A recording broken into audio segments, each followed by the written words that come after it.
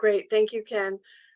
Hello, everyone, and welcome to a fabulous presentation we have tonight from Dr. Jonathan Buonocore of Boston University. I will introduce him in one moment, but I just want to recognize others on this panel that we have that is brought to you during Climate Solutions Week from the town of Winchester. We have Ken Pruitt, our Sustainability Director for the town of Winchester, and we also have Ruth Trimarchi, our Board of Health Chair, and she's also active on Climate Action Committee in town as well. And so thank you everyone for joining us. This broadcast will also be played on WinCam in the future for people to view at their leisure and who can't join us in the moment. But whoever's here live, thank you for joining us. And without further ado, let me introduce Dr. Jonathan Buonocore. He's an assistant professor in the Department of Environmental Health at Boston University School of Public Health. Previously, he was a research scientist at the Center for Climate, Health, and the Global Environment. He received both his Doctor of Science in Environmental Science and Risk Management and his Master's in Environmental Health from the Harvard School of Public Health. Dr. Buonocore research mainly focuses on the health impacts of energy systems. He has evaluated air pollution health impacts from electricity generation, transportation, buildings, and oil and gas production. He anticipates his future work to involve decarbonization of home heating and cooling, indoor air quality, and methane leaks. He also has interests in the health consequences of carbon capture and sequestration, stratospheric aerosol injection, and other geoengineering interventions. We welcome Dr. Buonocore and also welcome any questions for him at the end. And thank you so much for speaking with us today, Dr. Buonocore, and welcome. Awesome, thank you. And thanks everybody for coming. It's kind of scary hearing about all the things that I'm doing coming from somebody else, and kind of reminds me I'm doing far too much. Anyway, so I'm going to talk to you all tonight about, I decided to focus on two different research projects that have come out over the last couple of years, kind of related to climate and climate solutions. But to just give a quick overview of what we're going to talk about tonight. First, just energy in general, and then really focus on the two different papers that I wanted to focus on. The first is one that evaluates the changes in health impacts of energy since 2008. And the second one is on building electrification and what we're calling the Falcon curve. And then I'll talk a little bit about basically a way that you can do it yourself with the COBE tool. So first, just to be clear about energy, there's a lot of different impacts, and both their magnitude and also their distribution both matter. If you can see some of the impacts listed here, there's things like climate change, air pollution, water pollution, land use, noise, materials use, toxic chemicals, and just, there could be a very long list. And however, I'm going and focus mostly on air pollution. There's also a lot of benefits to energy as well, just to be sort of perfectly clear about that. And similarly, the magnitude and distribution of these benefits do also matter, since we use them for heating, cooking, transportation, computer internet use, manufacturing, construction, agriculture, and again, very, very long list of things that we might be interested in using energy for.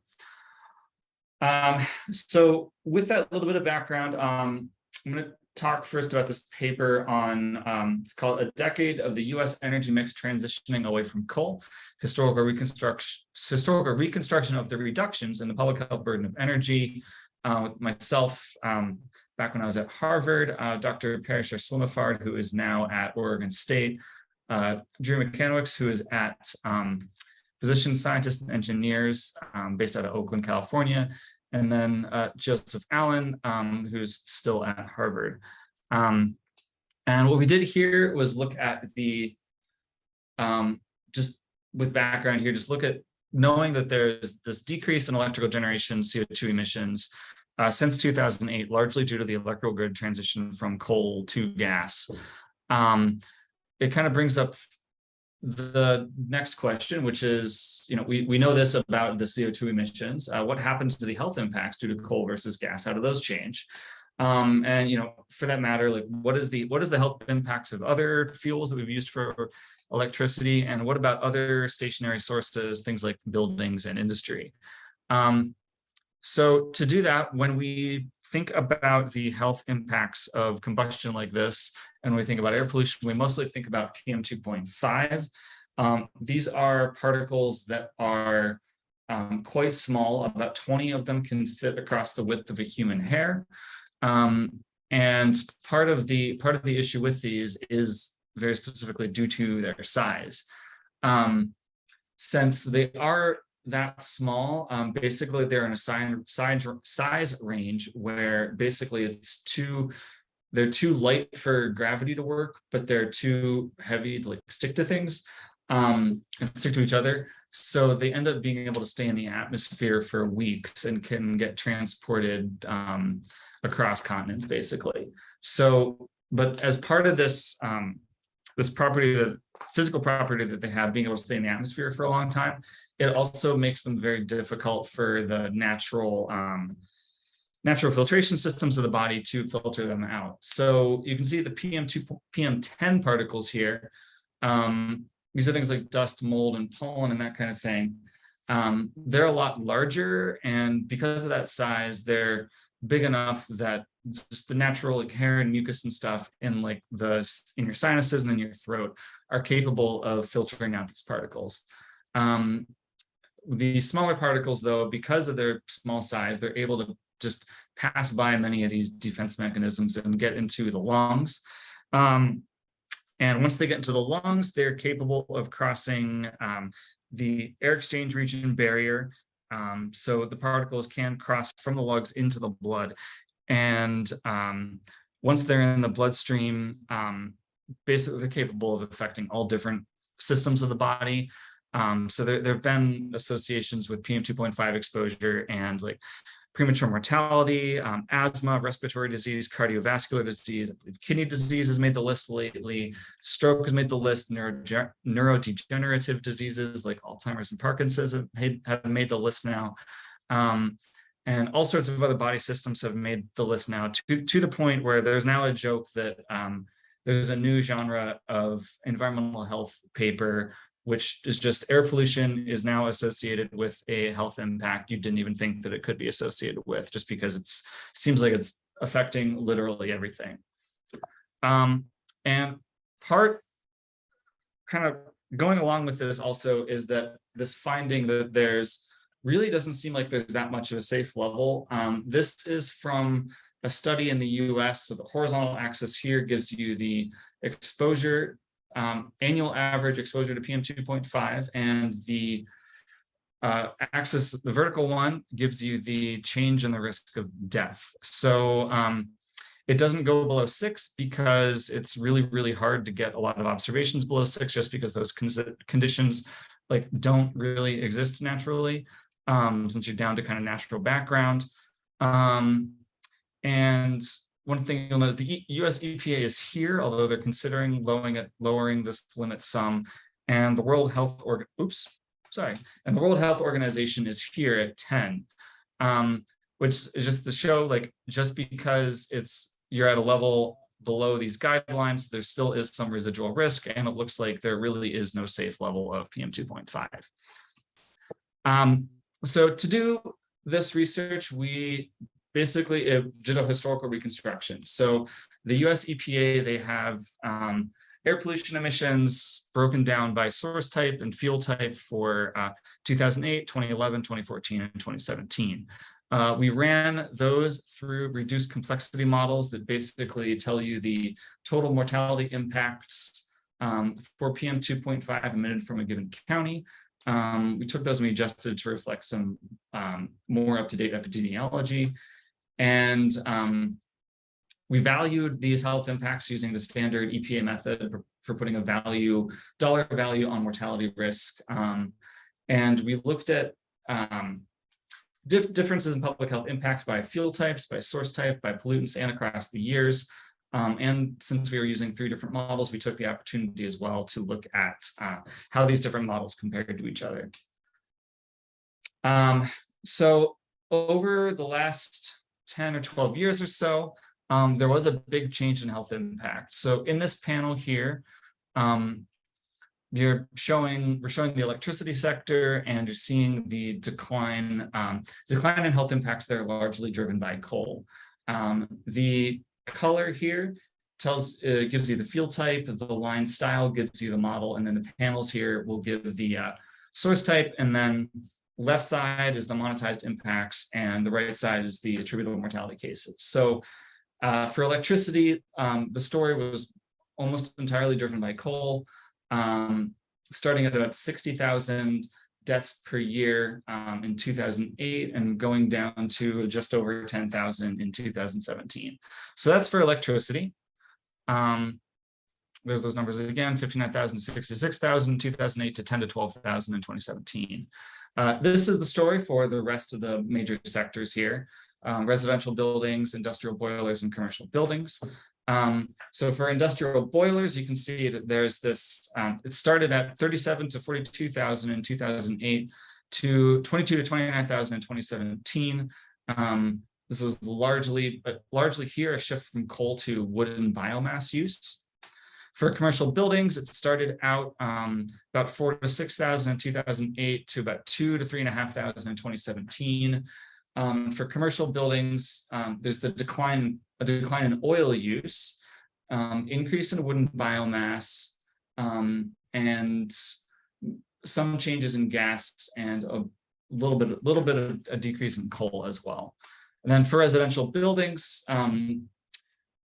that started out at about 22 to 29,000 in 2008 and is down to 15 to 20,000 in 2017.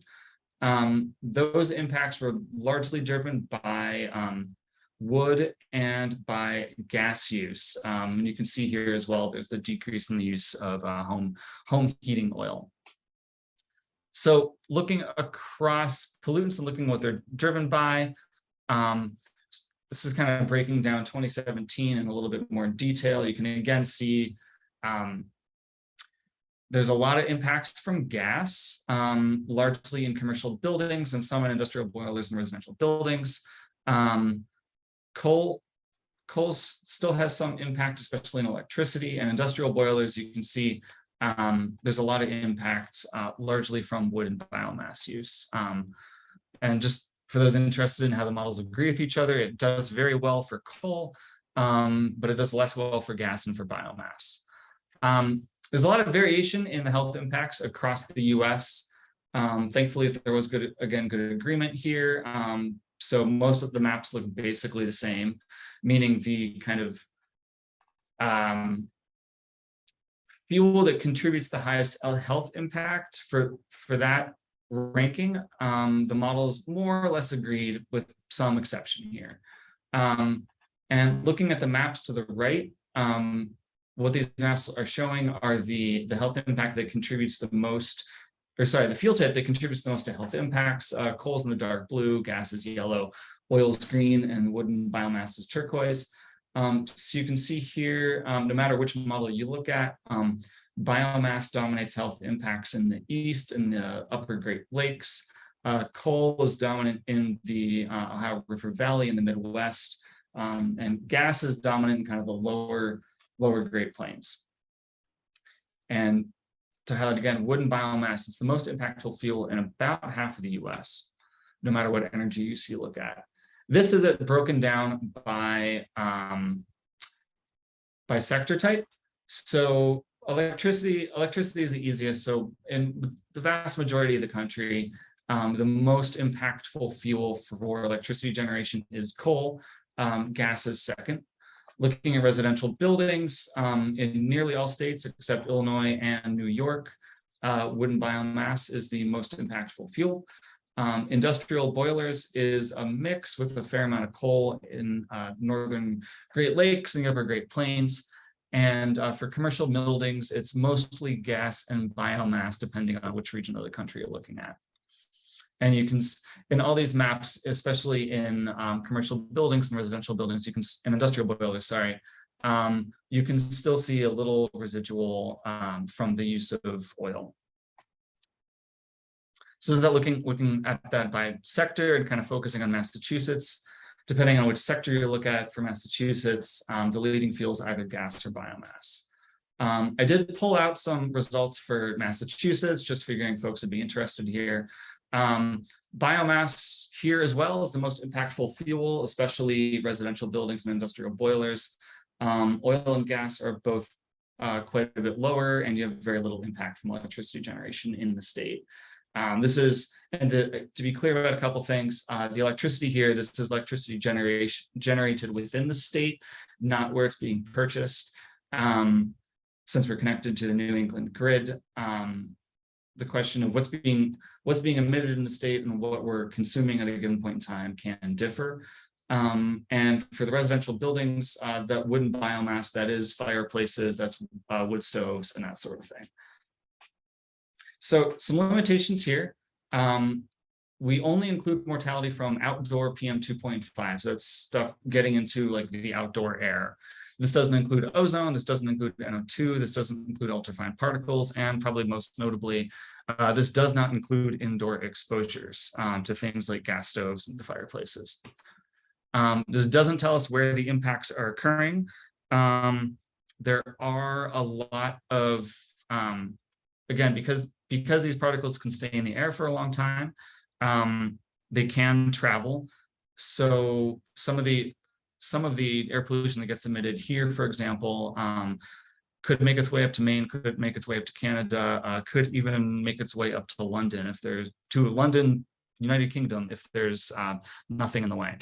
To be clear, these models are nice, but they're not suitable for environmental justice or equity assessments because they don't tell you where impacts are occurring. And some of this change in health impacts over time could be due to the fact that the emissions factors change. So there's not a monitoring device on every single thing that's burning any kind of fuel that's out there. These get estimated using basically engineering equations, and different equations, different coefficients can get used for different years, kind of as the science evolves. And another thing that I want to be clear about is that this is not a true life cycle comparison of fuels. So it does tell you the health impacts of burning coal versus gas. This does not give you health impacts of hydraulic fracturing. This does not include mountaintop removal mining, or any of the other things that are needed to get a fuel from the ground to your stove, your power plant, your industrial boiler, wherever it is that you're interested in burning something. So main conclusions from this are just a reminder that biomass and wood, even if people want to act like they're greenhouse gas neutral or even show it in some cases, they are not health neutral. Even if your wood is delivered to you by bike messenger and is, dolphin free and greenhouse gas positive, burning it will still produce air pollution. The fuel types have more or less equal impacts nationwide now, whereas even 10 years ago, health impacts was largely dominated by coal. And the sources have switched from these big point sources, usually burning coal, to now there being a mix of point and these kind of area or non-point sources.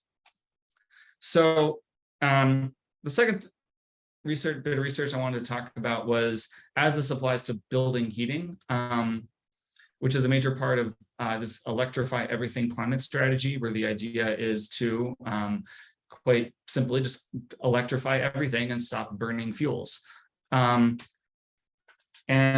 part of this came from, if we're going to do that, we need to make sure that we are meeting home heating demand in the winter. So a lot of the decarbonization models to date have kind of focused on annual averages. So we took a look at what seasonal fluctuations in US building energy demands look like.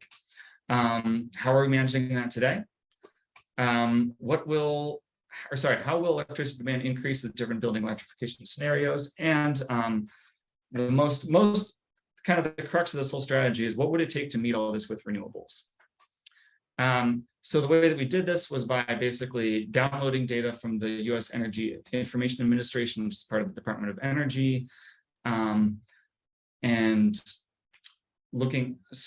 taking the data they have and kind of just looking at the fuel consumption by fuel type, building electricity consumption, gas production and storage, and then to kind of understand how these different systems were behaving, looked at both electricity generation and fuel consumption, and built these kind of monthly average profiles for building energy demand, electricity generation, and fuel consumption in the US.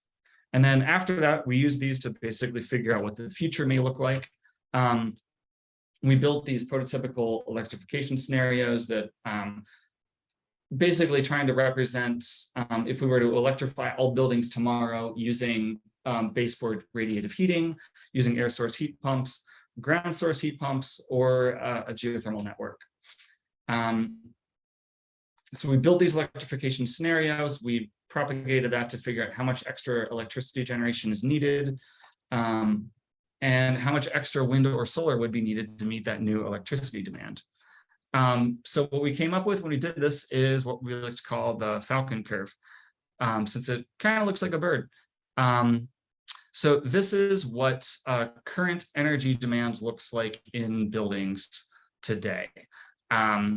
There's a lot of electricity loss just from fuel conversions. This is like the literal energy lost when you burn coal in a power plant, since you can only get a fraction of that back as electricity. The orange stripe above that is electricity system direct use. There's the actual use of the electricity itself, a little bit of biomass use, a little bit of non-combustion renewables, these things like solar and geothermal. And then that big blue striped area on top is the fossil fuel use in buildings. So if we were to replace all of these fossil fuels in buildings with baseboard heat, the color scheme here changes a little bit, but the layers stay the same. You can see this big kind of light green dot and blue striped region representing new electricity and the losses from generating that. And you can see that the building energy demand nearly doubles. If we replace it with something that represents basically air source heat pumps, you go from this big spike to this mere kind of mild increase in demand during winter. If you replace it with geothermal, you actually get a net trimming of total energy demand by buildings. And if you replace it with the geogrid, that demand gets trimmed even further. So one of the interesting things about this is that if you do this and you do it inefficiently, it will put a massive load on the grid, and you'll switch from a summer grid to a summer peaking grid to a winter peaking grid, which is something completely new to here, is because it's not something you have dealt with before, because right now air conditioning is powered by electricity, and the vast majority of our heating fuel comes from gas, which is on the gas system as opposed to the electricity system. So with that, if we do electrify everything with baseboard heating, that would nearly triple total electrical load. If we did it with air source heat pumps, that would only double wintertime electrical load. If we did it with geothermal, that would be an under 50% increase. This is really difficult to meet with new wind energy. If we do baseboard heating, we basically need 28 times more wind, or about 7 times more geothermal. Or sorry, if we do baseboard heating, we basically need 28 times more wind than we have on the grid right now to meet that electricity demand with renewables. If we go with the geothermal systems instead, it's only 7 times more wind that we need. And the statistics for solar are even worse, and I pulled those out. The main reason for that is just because there's not a lot of solar electricity generation in the winter. So it's really hard to meet electricity demand with that. So limitations here. Again, we don't have the resolution to do extreme events. So this model, it'll tell you your average January, but it's not going to tell you winter storm. It ignores regional differences with import-export, if there's like a heat wave on one side of the country and cool temperatures on the other. Turns out there's not very good data at monthly level showing consumption of wood and biomass or oil from buildings, which kind of makes sense since you can basically store it in your house or around your house. The usual warning that the past may not predict the future well, since the climate is changing. And I think part of this is that it really shows the value of like thinking through how the systems work in order to avoid regrettable substitution. Since again, building electrification, it's going to really vastly increase demand on the grid during winter. It is really difficult to meet with renewables or storage, since again, most of the batteries that are out there now, those are designed to work on time scales of like hours to a day, not seasons. And on the topic of regrettable substitution, again, if we do this electrification and we don't meet demand, this new electricity demand with wind or solar or other non-combustion energy sources, we may end up increasing or prolonging our use of coal or gas or biomass, or this could encourage the use of renewable natural gas, which again, even if it is greenhouse gas neutral, still a combustion fuel, still produces air pollution, or hydrogen, which again, even if it's greenhouse gas neutral, it is still a combustion fuel and it will still produce air pollution.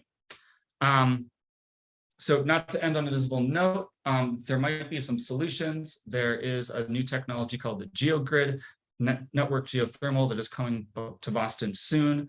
The construction for a site in Framingham started, I think, a week ago. There's a few other candidate sites in the Merrimack Valley.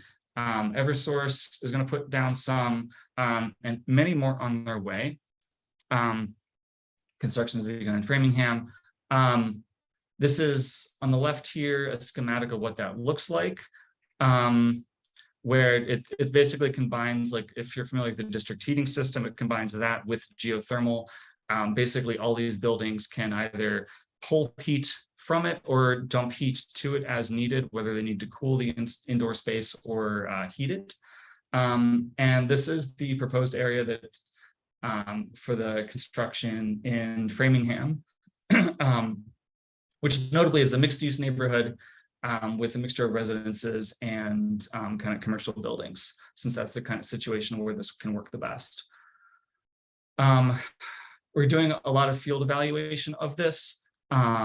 This big group includes Harvard, BU, a lot of local areas and some of the national labs. We're trying to collect field data on performance, model the climate, the outdoor air quality impacts, building and evaluating scenarios. And we are trying to also study the indoor health benefits of these, just some exciting work coming down the line. And the last bit here is that, a lot of this is basically, there's a kind of user-friendly version of this available on this Healthy Buildings website. Remember the Kobe team, which I'm a member of here, where basically you can go into this tool and provide data on your current energy consumption and get your current climate and health impacts. And if you want to, you can give data on energy use using different options. So like if you have your kind of baseline energy, you're thinking about replacing light bulbs, thinking about switching from like maybe a gas furnace to an electric heat pump or something like that. You can put the energy changes from those different options in here to calculate your new and hopefully smaller impact. The tool is not live yet, but it will be going live soon. If you are interested in getting on the list, email Mihaela Lavis. Her email address is here to get on that list. And with that, first I got to thank Dr. Parrish Slimafard at Oregon State, one of my close collaborators, Joseph Allen at Harvard, also a close collaborator, Zainab Magavi at HEAT, who has done an extraordinary amount of work getting these geothermal microdistricts in the ground. Dr. Drew Mechanics at PSC Healthy Energy now. The RMI, which was formerly the Rocky Mountain Institute, especially Brady Seals there, has been a huge help and provided us some funding, along with the Login 5 Foundation, which has provided some funding for a lot of the Falcon work and for the Kobe tool. So with that, thank you. And I think we can open up for questions.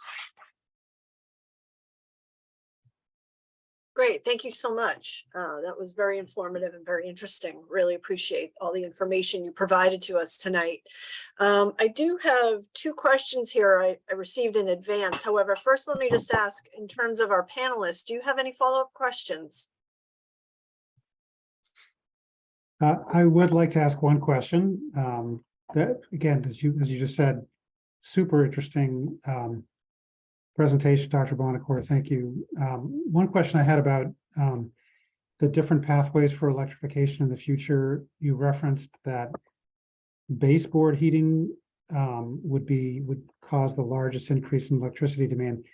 When you say baseboard heating, there's various kinds of baseboard heating. Do you mean, are you essentially saying electrical resistance heating? Correct. Okay, because it is because of the cost of electric resistance heating. I don't really hear anyone calling for electric resistance heating to be sort of brought more into the mainstream into the future. It's really all about heat pumps, whether it be air source or ground source. Was that just sort of to give us, more of a sense of scale, that the resistance is, I think, what did you say, would require 3 times the generation that we have today, and then air source heat pumps twice as much, ground source heat pumps, like 1.5 times. I just wanted to make sure I was understanding the technologies there. Yep. Yeah, that is right. And you're right about our motivation too. It wasn't that we were trying to, we were just looking at feasible scenarios. We weren't, saying that there's not some, unless I'm mistaken, I don't think there's some large group who's trying to put electric baseboard heating in everybody's homes. Right. Yeah. I mean, it's baseboard heating is great in a way. Like the electric boilers are a great solution for homes with forced hot water heating, except for the fact that electricity just costs much too much to make it viable. Okay, thank you. Welcome.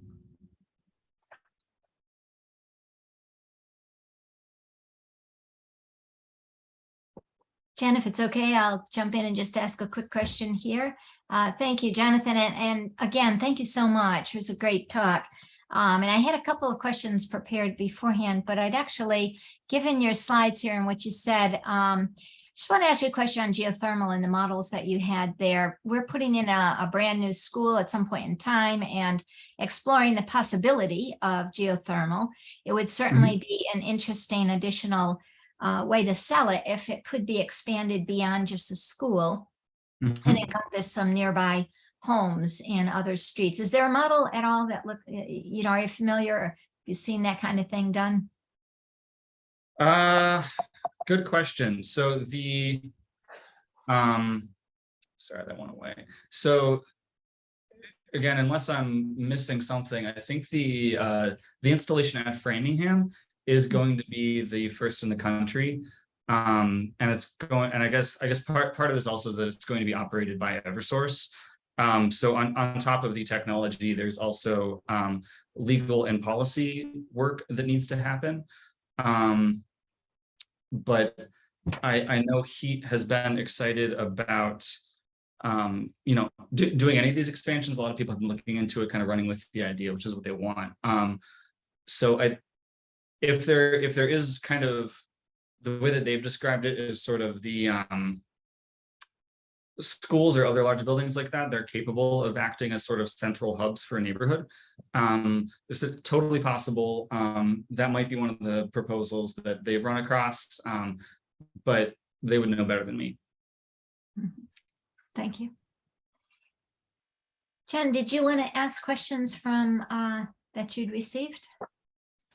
Yes, that's great. Thank you. Let's see here. So 2 questions we received earlier. One is, from a health perspective, what do you see as the best mix of energy sourcing in Massachusetts? Or is it as simple as, just use solar, wind, and water power everywhere we possibly can? What's your take on that? Yeah, it's a good question. if you want to use having a zero health impacts energy system is probably going to be fairly difficult. We're getting close to it. Is fairly feasible, I think. And again, I guess first step would be avoid combustion, because it will produce air pollution no matter what it is. And I think for here, there's a huge offshore wind resource that hasn't been tapped yet, that's kind of in progress. A fair amount of solar here, especially during the summer.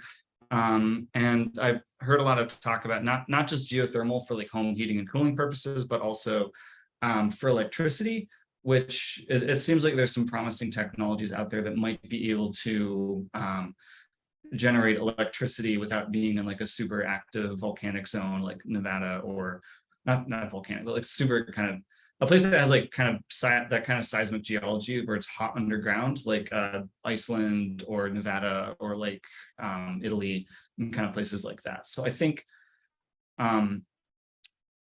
that's where to look. Okay, great. And one other question that we received earlier was, could you speak a bit about carbon capture and storage? Both Bill Gates and Bill McKibben have recently released books and given talks in which they embrace the need to develop these technologies. So do you have any kind of analysis of complete life cycle for developing these technologies, implementing them, and maybe long-term concerns with them? Long-term what? Concerns. Oh, I mean, not beyond sort of what other people have said. It can be a little bit tricky to do kind of public health work on things that haven't been built yet. But that said, sort of looking at the life cycle assessments and that kind of thing, like it is going to take land use, and it's going to take a lot of land. I have read estimates that doing enough to capture all the carbon that we're emitting would involve an infrastructure that has about 3 or 4 times the land footprint of our current oil and gas infrastructure. It does take an enormous amount of energy, which doesn't magically come out of the ground. So if we're going to power it with renewables, we'll need to build even more renewables in order to power the direct air capture.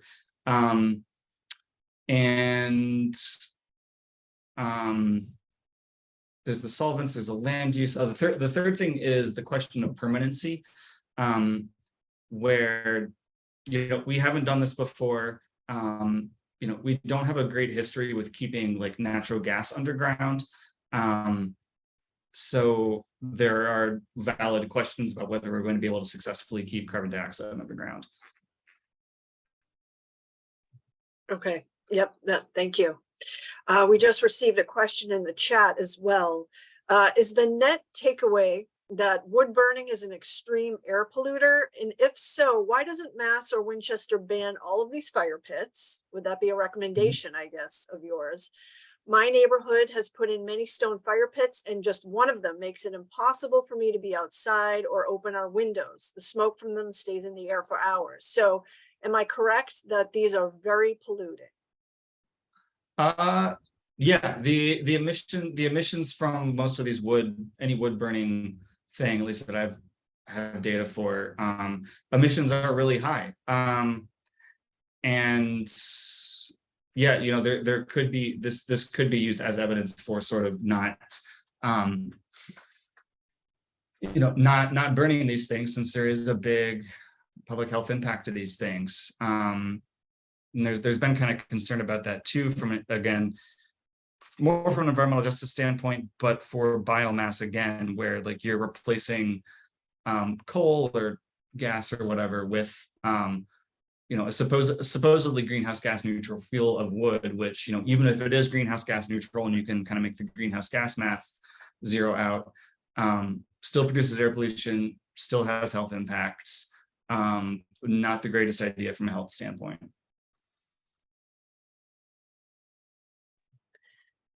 So then I guess that just the follow-up question is, what do we do about that in terms of locally? How do we regulate that? And I can answer from the health department perspective that, if in fact it is causing a nuisance, a public health nuisance, the health department can address it. Oftentimes, though, fire pits are utilized at night. Health department staff usually aren't available off hours. However, we do have the ability and the legal tool to address public health nuisances. So just keep that in mind as well for residents. So we have another question in the chat. It says, we put in geothermal heat, water to water, when we built our house in 2005. We have needed to use an alternative heat source to supplement the heat pumps on the very coldest days here in New England. We use propane. Does the GeoNet construction in Framingham have anything to supplement on cold days? That's a good question. I'm not sure. I'd have to ask the folks at Heat, or even Eversource, whether that is part of the plan. I know a lot of the proposals, they have had sort of some kind of. There's been talk about for some of these having some kind of backup generator or backup systems in place, but I don't know the specifics about what's going in Framingham. Jen, would you mind if I chime in on that one? To do a decent amount of work planning for both residential and town buildings with heat pumps, both air source and ground source. And there's been a real revolution in what are called cold climate heat pumps over the last 10 years. So even back in 2005, even since 2005, when the questioner had their heat pump put in, heat pumps are able to provide heat down to much colder temperatures now than they were even in 2005. Even air source heat pumps are able to provide cold climate air source heat pumps are able to provide heat even when it's minus 15 degrees, which it essentially never gets to here. So, for example, we are designing the new Winchester Town Hall HVAC system to be strictly air source heat pump with no need for a backup source. And we're designing the new Lynch Elementary School to be either exclusively air source heat pumps or ground source heat pumps, and again with no anticipated backup system. So I think certainly for older heat pumps it was certainly an issue. I think if properly designed with today's cold climate heat pumps, you really shouldn't need a backup source of heat. And what's the kind of lifespan of a heat pump? It differs. The sort of the well field, for example, for the ground source heat pump system can last for 50 to 100 years. But then the above ground portion, the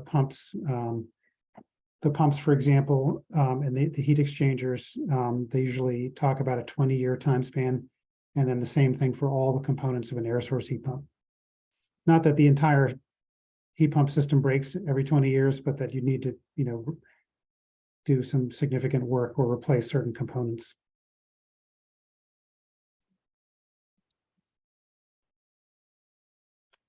So those are all the questions I see that were in the chat, unless anyone else has anything further to add or to ask. Not to dominate here, but Dr. Buonocore, just curious on the GeoGrid concept. You've been working with Heat and others on this.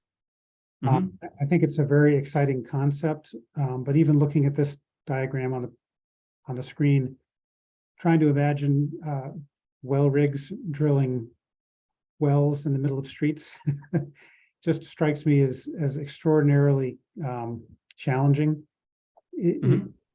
Have you been in on any conversations around, whether these ground source wells would be in the middle of the street, the sidewalk, the right of way between the sidewalk and people's homes? How could this be done in a way that wouldn't, block streets for weeks at a time? Oh, good question. I don't know, and to the best of my understanding, I think in a lot of cases they are closing the street because it's same as like, and I guess in Framingham as well, it's worth noting that a lot of the areas where this is happening is going to be areas that were due for pipeline replacement anyway. So the pipes are going to get ripped up anyway, which meant that there's going to be road construction on the road anyway. So there's not, at least in this case, there's not like an extra road closure. It's just a question of, you know, what equipment's on site and maybe a little bit of a difference in terms of how long. That makes a lot of sense. Thanks.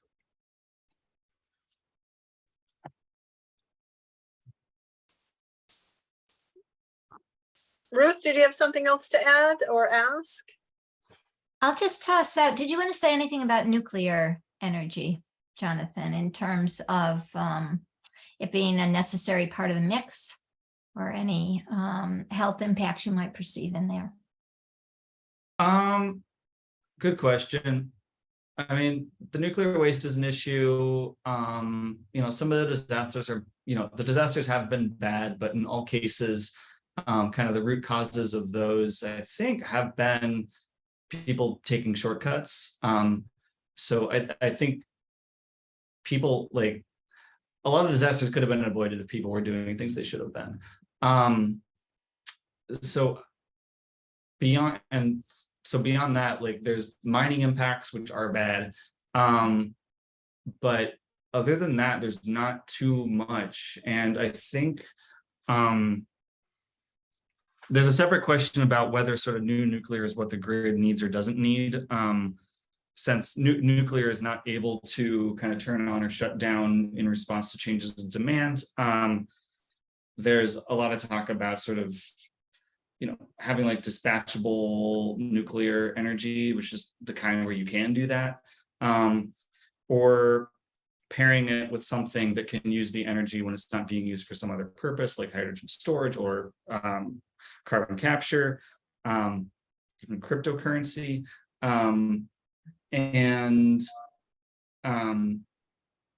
Yeah, so I think kind of to be determined there. There's a fair amount of talk going on, and I think from a health standpoint, oh, that's what I was going to say. Is from a health standpoint, I do, however, think that keeping the existing nuclear power plants, I think there's a lot of evidence toward keeping those online for as long as possible, that they can be run safely. For example, when it's unfortunately called the Indian Point Power Plant in New York, when that shut down, greenhouse gas emissions on the grid went up immediately. It is fair to assume that air pollution emissions probably also went up immediately, since, like, again, electricity doesn't come from like the air. It's got to come from something. And when that power plant goes off, offline, or any of the other nuclear power plants go offline, something is going to have to pick up the slack. That something is probably gas. Thank you. And I have no more questions, Jen. Thank you. All right. Okay, good. Thank you so much, Dr. Buonocore, for joining us and sharing your information with the town of Winchester. Really appreciate your time tonight. And it's Thanks. been a pleasure having you. Great being here. All right. Good night, everyone, and thank you for joining us. And stay tuned for more events happening, I believe, this week. Is that correct, Ruth and Ken? All week through Sunday. Excellent, excellent. And people can log on to the town of Winchester, winchester.us, for a full schedule, correct? Yep, just log on to winchester.us, scroll to the bottom of the page, and you'll see a link to all Climate Solutions Week events. Oh, excellent. Okay. Thank you, everyone. Good night. Thank you.